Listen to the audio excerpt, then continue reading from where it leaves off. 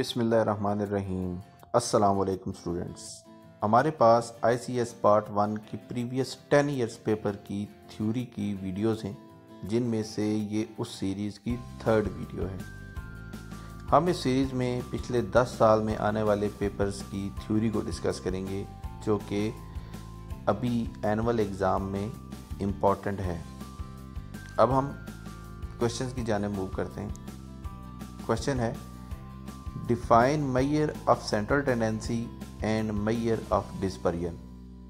ये क्वेश्चन 2016 में आया है, 2016 के सप्लीमेंट्री एग्ज़ाम में आया है और 2017 के सप्लीमेंट्री एग्ज़ाम में भी आया है।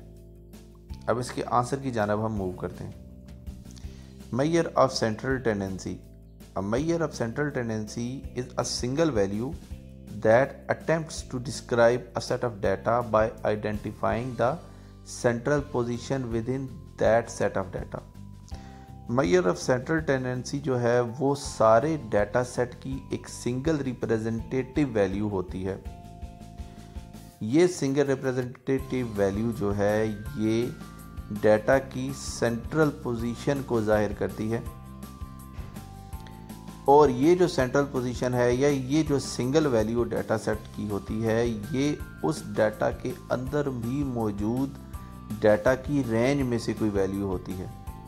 ऐसा नहीं है कि हमारे पास डाटा की वैल्यू 1 से लेके 100 तक हैं तो जो सेंट्रल टेंडेंसी की वैल्यू होगी ये 100 से अबव हो जाएगी। No, it will be between 1 and 100 any value.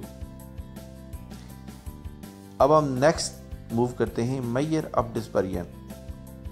Major of dispersion से मुराद है major of variation of data set according to average.